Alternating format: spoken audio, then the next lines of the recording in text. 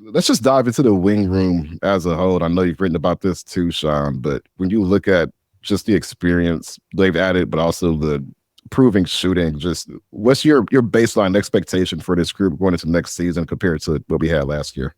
I don't make a habit of necessarily quoting Tom Gores Yeah. as the font of basketball wisdom, but when we talk to him, and Mario will tell you this, he made a point to talk about the vets that were signed under the last regime and how they basically weren't available, and that matters. And Bryce, you can speak to this. You played basketball at a much higher level than Amari and I did, but even my little AAU level when I was coaching, and I had a team that was struggling, and then the next year we had one guy, wasn't necessarily a dominant player, but he was just a good player and could make plays. His presence would lift the whole group because of the way he carried himself, the experience, and we start winning a little bit. And in that winning, just even a little bit, imbues it goes through in a way that lifts everybody up. We talk in basketball, okay, is this a player that makes people better? And you're talking about LeBron, whatever, Curry and his spacing, obviously Jokic, these type of players. But that's not the only kind of way you can get better. You can make a team better with an individual player. Tobias Harris, and to a lesser degree Hardaway, to more of a degree, God, who they just signed? Beasley. Sorry, yeah, Beasley. Sorry, I'm trying to keep it straight. Their presence and their experience, it's not just the floor spacing, the way they carry themselves, especially Harris, that matters to me a lot. You can't, and I wrote this yesterday, I don't care how good a prospect you are. If you're losing at a historical rate, it's hard to develop. It's just hard to develop because of the psychological weight of all that, right? It just wears you out. You know this, Bryce. You played. I don't know if you were on a team that lost like that, but how do you get better that way? Yeah, it's really, really difficult.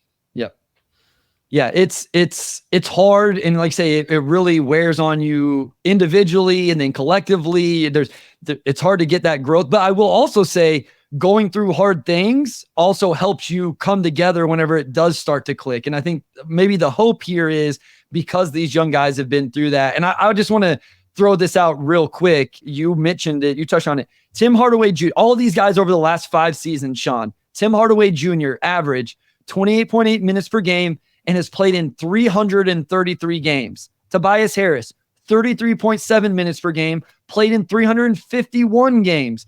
And Malik Beasley, 26.7 minutes per game, 331 games. Over the last, you talk about not just signing guys that made sense, which I think these guys do, or trading for in Tim Hardaway Jr.'s point.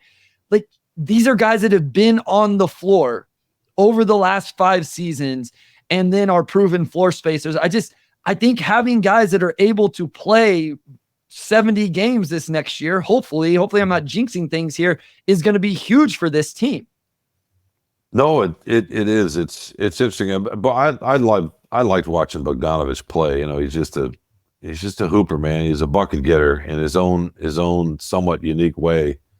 But obviously the availability was the biggest thing with him. But even when he did play, and by all accounts, a good guy, I don't think he had or there was something that wasn't quite there that connects with younger guys. They all liked him, right? It wasn't that. It was just, I'm talking about something else that's hard to articulate. And I think Tobias Harris, although he may not be a vocal guy, with the way when I was around him a little bit when he was here before and just watching him follow him, I think he will provide a little bit of that.